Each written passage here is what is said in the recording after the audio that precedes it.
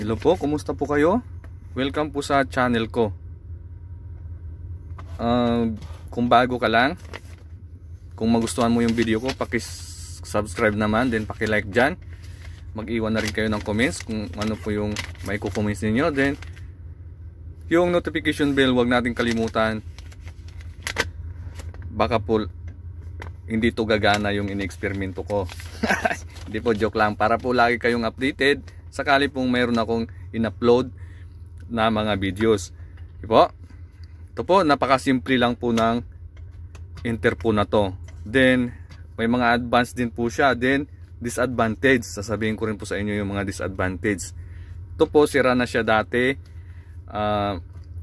Nilinis-linisan lang. Then yung contact po niya okay na. Yung iba po pinagtatanggal kasi akala sira, yun pala po yung wire lang yung putol. Okay po? Kaya po ngayon sinubok ko siya, okay pa pala silang lahat. Kaya ginawa ko na lang pong experiment. I-share ko na lang din sa inyo, okay? Okay. Yung model po na to ay Cocom KIP611PG. 611, ibig sabihin po 11 yung pwede niyang ipagdugtong-dugtong. Then yung advantage po nito, wala na pong panel. May supply lang po tayong 24 volt. Okay na, gagana na. 24 volt lang yung kailangan na DC. Okay? Maliit lang po na power supply yung kailanganin nito. Maniwala po kayo, kayang-kaya yung 11. Siguro gagastos lang tayo ng mahigit 1,000 yung power supply. Ayan po, o wala pa yung power supply na mga maliliit lang. Kasi po yung power niya umaabot lang ng 0.85 watts. Wala pang 1 watts kung wala pang load. Then pag may load siya, pag ginamit mo, ayan po 1.7 watts lang in load, di ba po? Kaya po ito yung advantage niya. Then DC 24 volt po. Pwede nyo rin pong gamitin kahit po blackout. Kung may battery po kayo, mga emergency battery or yung nabibili lang na maliliit lang, yung pang emergency battery na ginagamit din sa iba, sa mga fire alarm, mayroon pong maliliit lang pero nga lang mahal-mahal yun. Okay? Hindi po sa inyo yung maliliit lang, i-series lang po yung 24 volt na. In case of emergency, magagamit nyo pa rin yung interphone nyo po. Then ipakita ko po sa inyo yung connection nya. Nandito po yung connection nya. Ayan po, may yung model nya. Mayroon din siyang model na 605PG. Ibig sabihin po, kaso 5 lang yung kaya niyang dalhin. 1, 2, 3, 4, 5 na dial lang na channel. Okay po? Then yung supply niya po nito, sasabihin ko na lang din, ito yung supply niya. Dito lang po sa SW positive, then SW negative. Pagkatapos po, nakaparallel lang po silang lahat. Halimbawa po yung kung anong nilagay mo ditong positive sa terminal na to, pari-parehas po yung i-connect natin. Katulad po nito, ito po yung simula niya. Dito po ako nag-connect ng power supply na 24 volt. Then naka-parallel lang po silang lahat. Yan. Basta't po sunod-sunod, pari-parehas lang yung color coding nyo. Kahit anong kulay po yung gamitin nyo sa wire nyo, bili lang kayo ng telephone wire, yung 4 wires or mayroon din 8 wires po. Excuse me. Ganyan lang po. Din yung sa pag-transmit na po, yung gamitin na yung para po marinig na yung boses natin sa pag-communicate natin, yung pinaka-speaker nya, then yung pinaka-microphone nya, nandito po yung control sa taas, yung 3R, then 4W. Ayan po. Ganon din po, kailangan pari-parehas din yung kulay natin sa 11 o 10 kung ilan yung konekta nyo. Nakaparallel lang po siya, din ganun lang po yung ganito po. Yan, kung anong kulay ng kinabit mo dito, ganun din yung kulay lahat, pari-parehas lang. Pag nagbaligtad po yan, hindi po yan gagana. Okay? Kailangan kung anong kinunik mo doon sa pinaka main, pinakauna, pari-parihas po silang lahat yung kulay ng wire natin. Okay po. Then papakita ko rin sa inyo, mayroon siyang dip switch. Punutin po muna natin, baka po mag-umugong. At saka nga pa pala, wait lang po, mayroon pa palang ito, yung door pon, yung tinatawag na door pon po. Pwede natin siyang konektahan kasama yung door pon o yung call point. Nakaparallel din po sila, parehas lang din nakaparallel. Di po? Nakaparallel lang silang lahat. Parehas lang din yung kailangan yung wire na idudugtong.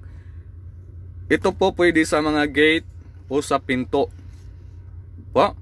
Para po pag pindot nyo doon, magsasalita na lang kayo, tatawagan nyo doon, tao po, may tao, maririnig na po nila dito kahit naka-close yung mga telepono natin sa loob. Maririnig po nila yon, magtutunog po yun yung speaker nito, magsasalita po to. Okay, mamaya ipapakita ko po sa inyo. Pwede rin po to gamitin pang public address. Di po? Lahat na sila konektado. Yan po yung advantage niya. Okay? Nakuha na po. Nakuha na siguro. Then sa dip switch po, ito papakita ko sa inyo yung dip switch. Ito yung dip switch niya. Ito po. Kailangan din po pag halimbawa ganito yung palitan natin kung may nasira, kung ano po yung tinanggal nyo doon, ano pong nakalagay sa dip switch niya, yun po yung gayahin natin. Kasi po minsan yan ang sinasabi kong disadvantage. Okay po? Ito ipapakita ko po sa inyo yung equivalent ng dip switch nya. Yan po. Mayroon po tayong 1, 2, 3, 4 na dip switch. Pag inangat mo po yun siya, yun ang on. On and off. Po, pag binaba, naka-off po lahat. Then may equivalent yung bawat number ng dip switch nya. Yung 1, 2, 3, 4. Yung number 1 po, 1 lang yung equivalent nya. Yung number 2, 2 yung equivalent. Yung number 3, 4 yung equivalent. Then yung number 4, 8 yung equivalent nya. Okay? Yan lang po yung tandaan nyo lagi. Then katulad po nito, mayroon tayong example. Inangat natin yung 1, 1 yung equivalent nya. Then yung number 3, inangat natin 4 yung equivalent nya. Then ang nangyari 1 plus 4. Ayan po, 1 plus 4 equals 5. Number 5 po yung pag nakaganon yung dip switch natin. Number 5 yung channel ng telepono natin. Yung number ng telepono natin na pwedeng tawagan ng ibang telepono. Okay po? Then ito number 2 na example. Naka-on yung number 1, naka-on number 2, then naka-on number 4. Ngayon yung 1, 1, yung 2, 2, then yung 4, 8. Ibig sabihin nun, 1 plus 2 equals 3 plus 8. Yan po yung labas niya. Number 11 yung channel ng telepono mo. Okay po? Ganyan lang po. Pwede nyo rin po yan i-screenshot. Kagaya po nito yung sinasabi ko. Yan. Yung 1 po, iangat lang natin yung number 1. Ibig sabihin, number 1 channel ng telepono mo. Nakaangat lang po yung number 1. Din yung number 2, nakaangat yung number 2. Po, yung tatlo nakababa. Yung number 3, nakaangat yung 1 into kasi po 1 plus 2 equals 3. Ganun lang po yung mag-reading ng dip switch nya ng ganitong model. Po, nasundan na siguro? Nasundan na siguro. Then napaliwanag ko na rin kung paano yung connection. Then yung sinasabi ko po yung power supply lang, napakaliit lang po na power supply. Yung parang ganun lang po kalaki sa charger ng cellphone. Basta 24 volt po yung out nya na DC. Kayang-kaya na po kontrolin to kasi po napakababa po yung power nya, only 0.85 watts. Then kung may load na 1.7 watts lang, yun na po yung power nya. Gaano lang po yun, katingting lang yun, di ba po? Kaya napakaliit lang na power supply, gagana na yung control ng buong bahay mo ng mga interphone ninyo. Okay po? Then ganito. Ito yung nilagay kong number 1, number 2, 3, and 4. Okay po? Papakita ko po sa inyo yung dip switch. Yan.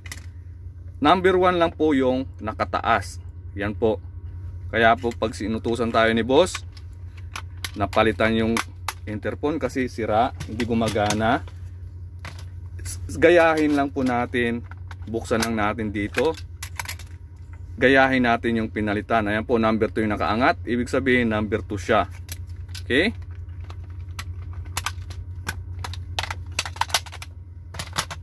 Din ito. Luma na to pero gumagana pa. 1 and 2 at 1 and 2 yung nakaangat. Ibig sabihin number 3 ang channel niya. Ayan po. Ganyan po mag lagay ng dip switch. Ayan naman po, number 3 yung nakaangat. Yung equivalent ng 3 ay 4. Ibig sabihin number 4 siya na telepono yung channel. Okay? Okay po. Nasundan na siguro. Yan po yung number 4. Ayan, number 3 yung nakaangat.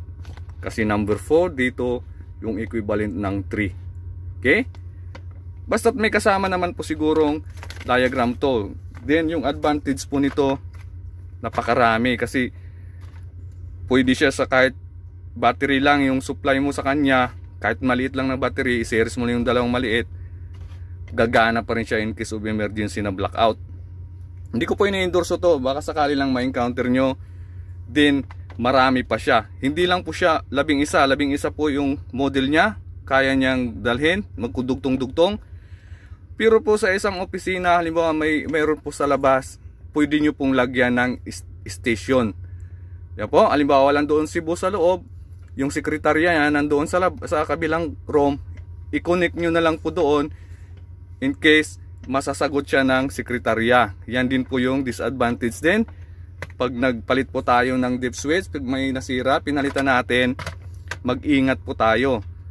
Halimbawa po yung si boss nyo, yung asawa niya may sariling office. Then yung number doon ni sekretarya, iba rin, magkaiba yon yung number. Ngayon, nasira yung kay Mrs., yung interphone niya pinalitan natin.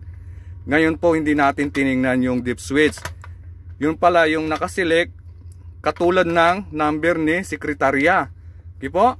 Yun po disadvantage po yun, delikado yun. Ngayon kasi sa oras na tinawagan ni sir si sekretarya, mga private na po yun, patay ka.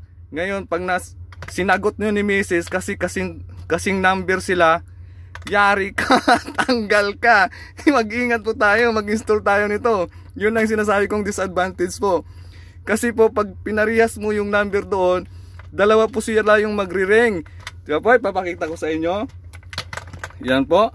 Gawin natin tong number 3. Ayan po. Yan. Ngayon, tatawagan ko po siya. Ito parehas na po na number 3. Maririnig nyo naman po siguro yan.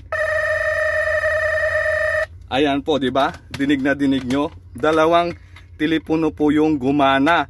Kaya pag angat doon ni sekretary, hindi nyo alam, naangat din ni Mrs. Iba yung pinagsasabi. Pag angat pa lang, iba na. Nag-I love you na. Patay kag bata ka, tanggal ka. Ang hirap maghanap ng trabaho. Joke lang po. Chismosa, no? Hindi nga po, sa totoo lang, mag-ingat po tayo. Payo ko po yan sa inyo sa mag-i-install tayo nito. Okay, yun po yung mga disadvantage. Delikado po yan. Ang hirap maghanap ng trabaho. Yari tayo. Yan po. Joke-joke lang po yan, ha. Joke-joke, pero makukunan nyo po yan ng aral or ideya. Mag-ingat po tayo. Halimbawa kung gano'n, yung kwarto ni Mrs. sa kwarto ni sekretarya, pag nag-connect po yun, yari ka. Din ang pangalawa pong disadvantage. Excuse me. Halimbawa po sa kabilang kwarto, halimbawa po yung kwarto natin dito. Ngayon, oras ng pahinga natin. Diba po? Huwag po natin iwasan po nating ihang to. Ihang. Kasi delikado rin po pag nakahang yan. Halimbawa, nakaganon lang. Tapos, oras po ng love making natin, di ba? Nandun si Commander kasama natin sa kwarto. Puta, hindi mo alam. Sorry. Di mo alam, uungol na si Mrs. Ngayon, inangat doon sa kabila, tatawag sana yung sa kabilang kwarto. Pag angat niya, iba nang narinig niya. Ngayon, walang tamang-tama, wala doon yung asawa niyang lalaki, wala doon si husband. Siyempre nagsilos yun. Nainis yun dito sa kabila, umuungo. Joke lang ko. Mamaya nagwala. Lumabas ng kwarto, magkatabi ng kwarto, nagwala. Ngayon, wala na. Lumabas na rin kayo kasi magipagchismisa na lang. Hindi na purnada yung schedule. Wag mo nating ihang to. Ganon din sa opisina. Mamaya nagchichismis tayo. Nakahang yung interphone natin. Chinichismis natin si boss. Chinichismis natin nung walang kwentang boss yan. Ganito ganon. Di ba? Chismoso na to yung video ko. Pero makukunan nyo po ng aral. Wag po natin ihang. Okay? Yan po ang payo ko sa inyo. Then, ito po. And next. Naisabi ko na sa inyo yung door phone, pipindutin lang din, magsasalita na po silang lahat. Mag-call po tayo tulad ng tawagan ko to, number 1. Mag-call po tayo, ganon. I-steady po natin pindot to ng mga 5 seconds or more. Kasi po pag pinindot natin isa lang, ganon, hindi nila alam, hindi napansin, kasi pag bitaw mo niyan, wala na po. Pag bago ka po ng interphone na to, kailangan i-post natin ng 5 seconds or more. Para po marinig talaga nila. Okay po? Yan, gumana po yung 1, yung 2, yung 3, then ito yung number 4. Then last na lang po. Last na lang na i-share ko sa inyo. Sana magustuhan nyo po yung video ko na to. Napaliwanag ko na sa inyo lahat. Yung deep switch, pati yung supply niyan. Dali-dali lang po. Ito po yung PG. PG, pwede po nating emergency call sa lahat ng mga kwarto sa buong building. Yan po, halimbawa may nasunugan doon sa kabilang kwarto mo, narinig mo, nakita natin, emergency na, hindi na po tayo pwedeng tumawag-tawag ng isa-isa sa bawat kwarto nila. Pindutin lang po natin to yung PG. Ito po. Hello po. Magsigising po tayong lahat kasi po may sunog sa kabilang kwarto. Tapos sabihin mo yung anong kwarto. Diba? Narinig nyo po? Pwede po siyang gawing public address. Tutunog po yung mga speaker nila. Then, halimbawa po sino nakagising doon, kakatok-katok na lang po sa bawat kwarto kasi marami to. 11 po silang magkadugtong. Diba po? Yun yung huli kong paliwanag sa inyo. Hello po. Case of emergency na po. Diba? Yan po yung mga advantage nito. And then, disadvantage, mag-ingat po talaga tayo lagi, lalo na po sa mga opisina, din sa mga bahay na may mga kakwarto dyan na siyempre alam na natin. Ito, kailangan wag talaga natin ihang sa opisina. Then chichismis natin si boss. Lagi natin tong takpan ng mabigat para iwas po tayo mabulilyaso. Then magpalit din po tayo ng deep switch. Ingat din po kasi po pag kasama ni boss si Mrs. sa opisina, tapos sa secretary mag-communication, parehas yung number nila, then private na salita na yung itatawag doon, yung sasabihin doon, yari ka po, matatanggal po tayo sa trabaho. Okay po? Payo ko lang din po sa inyo yan. Sana nagustuhan nyo din, nakunan nyo rin ng kunting aral. Hindi po yung chismis, payo ko po yun at kunan nyo rin ng ideya. Din yung pagkakoneksyon, din kung nagustuhan nyo to, bahala na po kayo. Pero ito po kasi yung na-encounter ko, pero maganda rin po siya. Mayroon din naman pong ibang interphone na mayroon na siyang control panel. Parang parehas na po siya ng telepono. Okay po? Ito po okay na siya kasi wala nang panel na kailanganin. Dugtong-dugtong na lang, maliit lang na power supply. Gagana na po yung interphone natin sa buong building. Okay po? Kung nagustuhan nyo po, paki-subscribe, then paki-like, then mag-iwan na rin kayo ng comments, then paki-hit na rin yung notification bell dyan para lagi kayong updated sa mga video ni Bianong na minsan makukunan nyo ng ideya. Salamat po sa panonood. Bye bye!